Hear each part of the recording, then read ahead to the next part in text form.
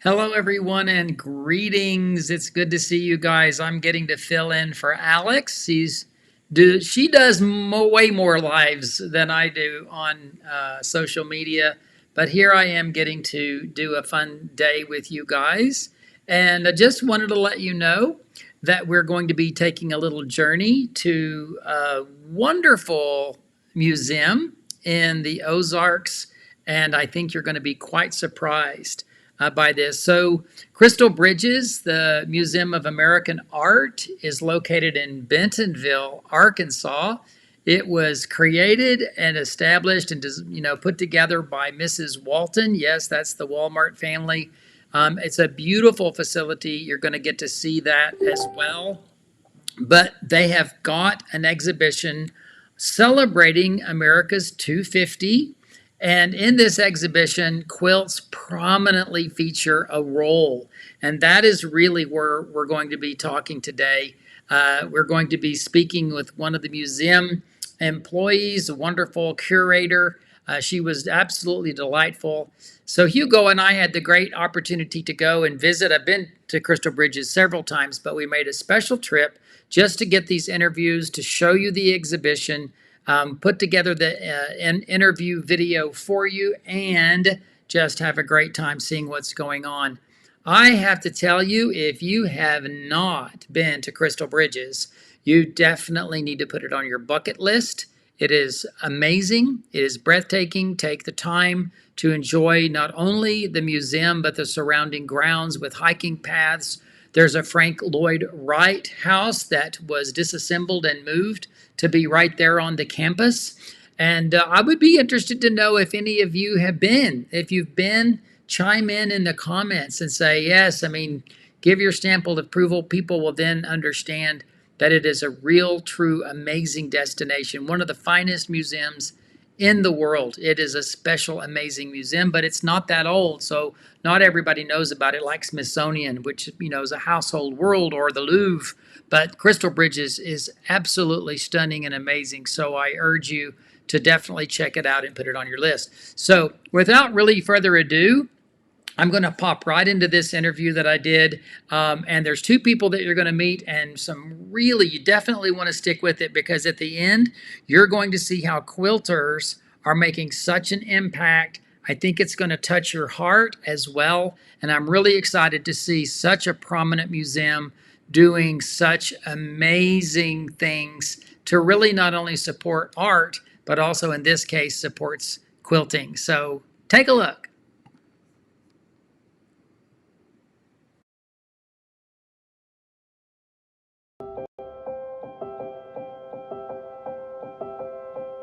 Crystal Bridges Museum of American Art is located in Bentonville, Arkansas, and it consists of both an art museum and an arboretum, a huge campus of natural landscapes. So the goal of Crystal Bridges is to bring stories of American art across media and across time in this rich historical and contemporary collection to people in Arkansas and the surrounding states, as well as visitors nationally and internationally, and also to connect art with nature. Through the galleries, you'll see moments when, through windows and architectural features, the works of art inside, the landscape outside, and the building around them are connected. So that's part of the philosophy of defining a kind of new museum experience. And the goal is really to tell multiple and diverse stories of American art through a collection that we're continuing to grow. And the museum was founded in 2011 by Alice Walton. The permanent collection is always free.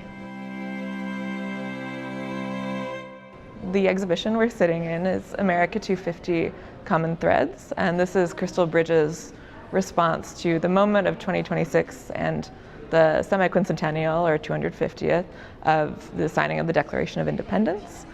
We wanted to create a special exhibition to commemorate this moment and think about how exhibition making and art making have always been at the center of Americans marking the 100th, the 200th, and now the 250th. The reason that quilts feature so prominently in this exhibition is that we're really interested in objects in relation to memory, how objects can function as historical documents, and quilts serve all those purposes, as well as being a really active through line that we can trace through these 2 centuries of American art. We have quilters who are volunteers from local quilt guilds sewing live in the galleries during almost every hour that we're open. So that is this active live core of an exhibition that spans paintings, whirligigs, wood carvings, archival documents, as well as quilts, historic and contemporary. The reason that quilts feature so prominently in this exhibition is in part because we worked closely with the American Folk Art Museum on a lot of the loans in the exhibition, and so we drew from this national collection from really the 1840s to the present to think about different traditions of quilting that give us a real regional range in thinking about who is an American artist, as well as allow us to bring women's stories into a historical framework that can often get centered on founding fathers and men circa the 18th century. I think many of our visitors come in thinking of as perhaps neutral or domestic or kind of closed away in people's home spaces, and showing how that has always been a very public-facing art form for some makers and has always been politically engaged. So another goal of the exhibition is to highlight different modes of civic engagement, from literally voting to sewing, and that's an early example of that kind of activity. The goal of the exhibition was not to do a deep dive in the moment of the Revolutionary War, but to think about its reverberations and concepts of nation and national history into the future. And in doing that, we wanted to mobilize women artists, artists of color, artists who maybe didn't professionally associate with academic art, maybe didn't call themselves artists in their lifetime, but are essential to the story of American art.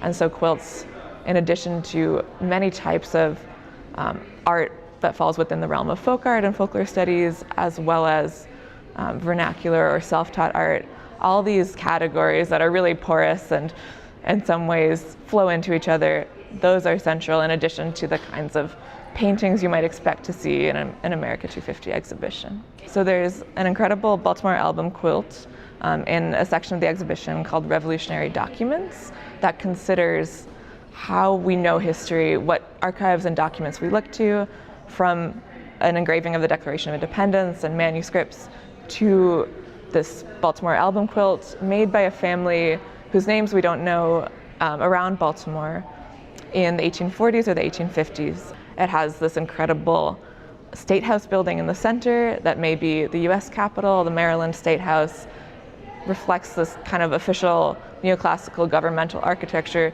translated into the language of red and pink applique in the central square.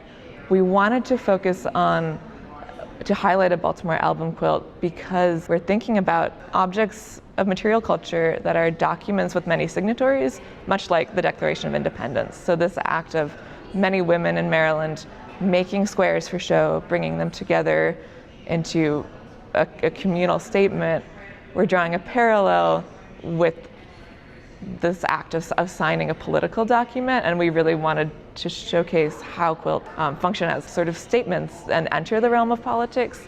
That album quilt is important also because it's not made for a bed, it's made for show. The exhibition begins before the American Revolution in the second half of the 18th century, but it doesn't stay there. It walks us through all these moments that have inflected how we remember 1776, and one key moment for us as curators is the Civil War.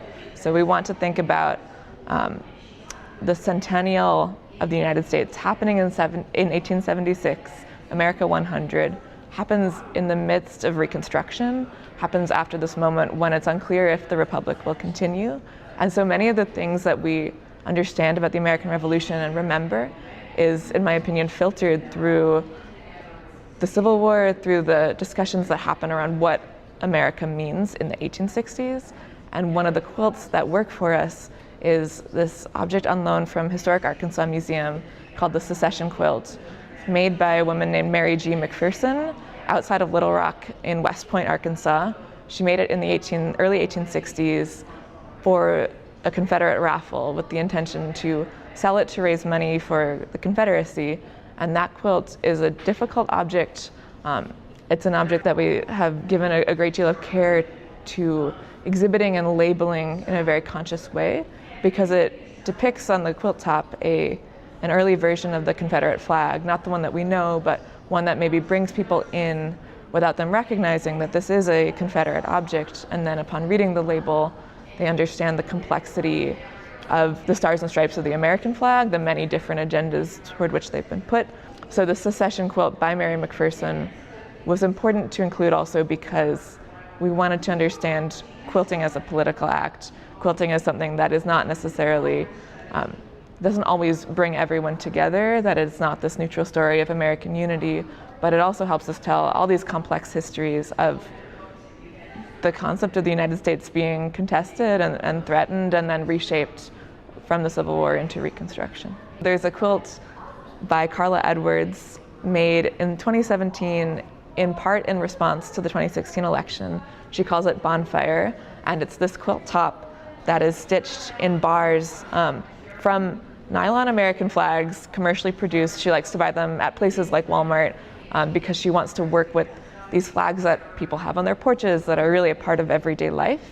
And she takes them, hand dyes them, bleaches them in these unpredictable patterns that distort the original dye.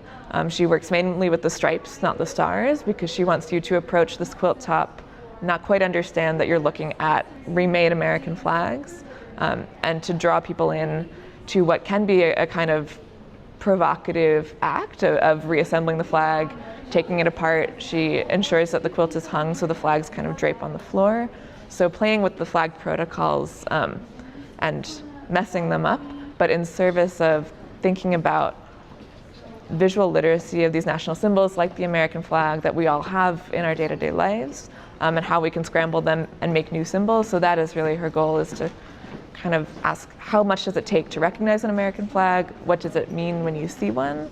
And one of these sections of the exhibition, National Symbols, uses that quilt to kind of parse what American flags mean to different people, that they can be symbols of celebration, symbols of violence, anything in between.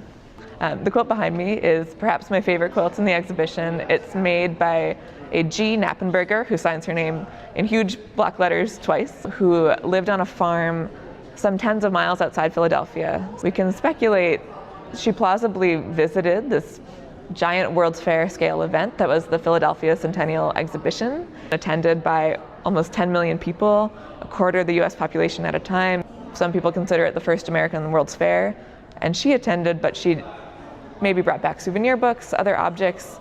More important than that was this quilt that she made, where she places the letters of her name on par with, even bigger than, the letters for Centennial. And so this object is important to me because it suggests that every time someone makes a work for America 100, America 200, America 250, it is as much about the nation as about this personal history and who she was, documenting her life.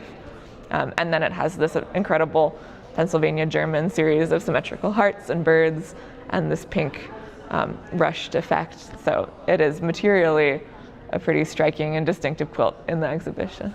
The Quilters in Residence project is the core engagement within the exhibition America 250.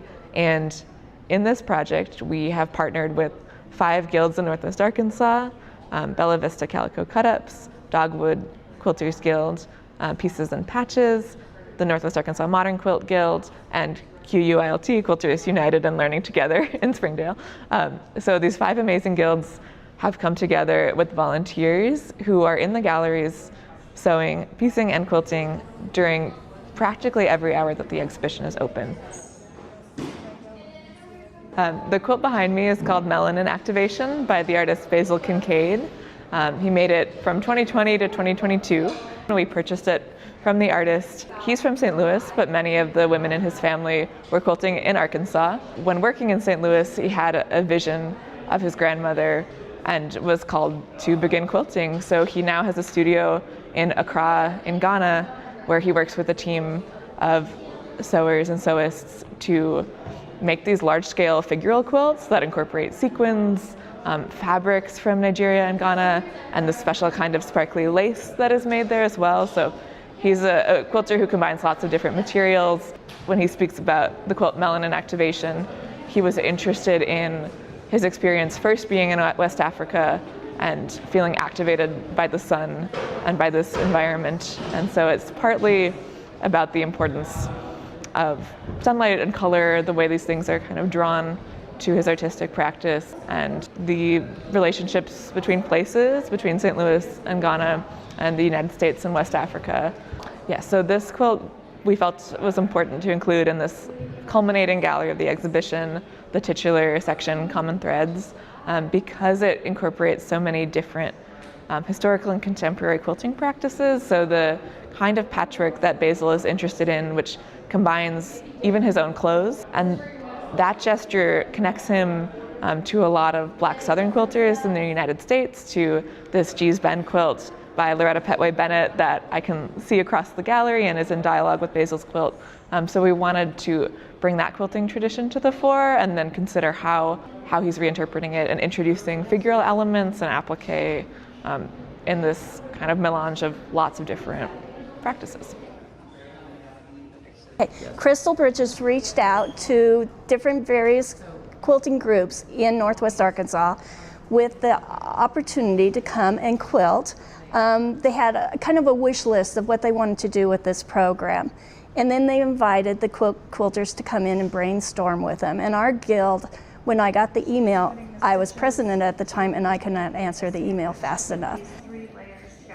When we began the Quilters in Residence project, we were thinking about the creation of quilt kits that we could send to classrooms, and who would pick the materials, think about the prompt, what kids would do with the blocks, and we turned to Basil as this kind of consulting artist who came up with the idea of mapping squares to regions, so giving different regions different colors.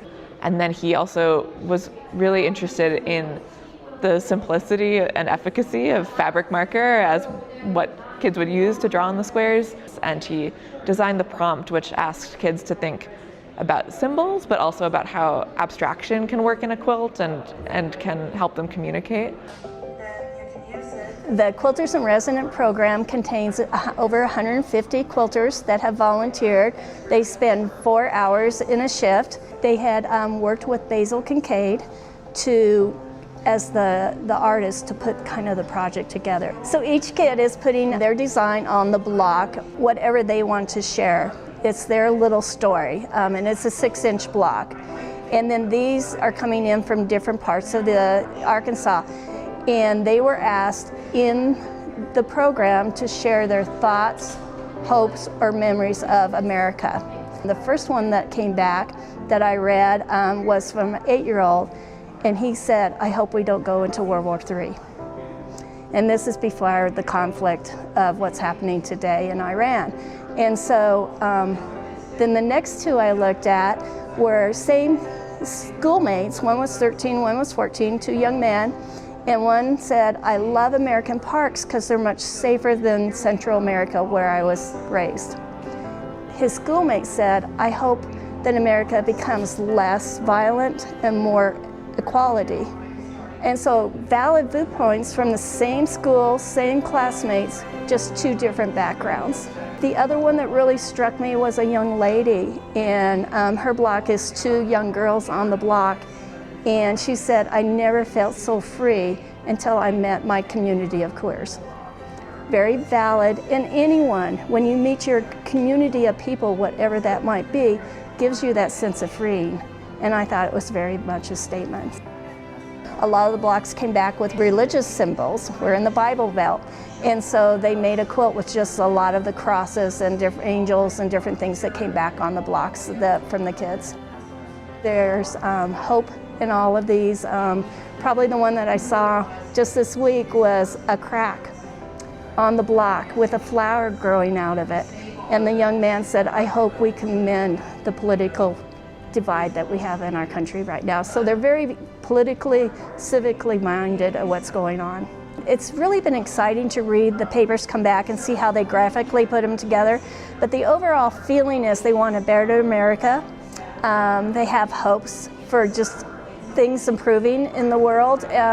So their energy, their hope, and just how civic and politically aware they are of what's going on in the world has been amazing. What an exciting opportunity to share our art and craft in a museum, and it's exposing a ton of young people to quilting in the state of Arkansas.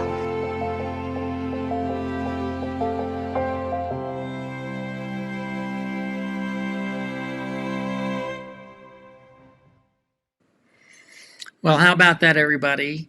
And you still have more than a month to get to the museum to see this exhibit. It closes July 27. I am so honored as a quilter that Crystal Bridges would put this forward to embrace quilting and help tell America's story by quilts, both traditional, contemporary, and going through that. And then this entire project, this residential project where the quilters are there. Can you imagine? I know that some of you may have experienced being at the North Pole mailbox where the letters are dropped in and the letters from kids are read and they're pouring out their heart to Santa. It's kind of the same thing. These school kids have been given a quilt block and said, express yourselves. And I think the fact that they've embraced it so strongly, so powerfully, and they've done everything from lighthearted to poignant, right? Expressing their joys, their fears, their celebrations, and what our country means to them, and so many different things. What an amazing idea. What a wonderful concept that is. And I'm just really, really excited. I have to give a shout out to Miss Ella. Thank you so much for your wonderful explanation of the exhibit. Emma, you were in the background giving us all the encouragement as well. Shout out to you. And Linda, you and all the quilters there in Arkansas that have done so much, want to say thank you to you guys for the dedication to come and spend pretty much every day just there sewing and being a part of a live exhibition right there in that special exhibit. So the museum is free, you guys. It is free all the time. Special exhibit does require a ticket. So the 250th is certainly not expensive to go see, but you should go and put that on your list. Any comments? I'm looking for any questions, any things that might pop in before I say goodbye. I just wanted to share this with you guys. It's a wonderful opportunity. It really is. And I'm really, really proud of the quilts. I know that the quilts, because this was kind of targeted in Arkansas, but the different regions had different colors. So the quilts could be put together in different colors. And whenever you see those colors, you knew what region of Arkansas you were from. I think that's a really cool thing as well. So Miss Gloria, it's good to see you. Oh my gosh, it's great to see you. Bunch of you guys, I see some familiar names. It's really great. I see that Ellen has said, has it started yet? Nothing coming up on YouTube, but yes, it is. It's going. There might have been a technical glitch. I don't know all of that part of it, but if it's not there on YouTube, pop over to Facebook. If you don't use Facebook, we'll certainly have this posted on YouTube. If it didn't make it up there live, that's unfortunate and sure sorry to hear about that. All right, I'm going to say goodbye, you guys. Thank you for watching, and thank you to Crystal Bridges for allowing me to come and visit with you guys. It's really a pleasure to start that relationship, and I hope that we get to do many more things together in the future. So thank you so very much. Thank you.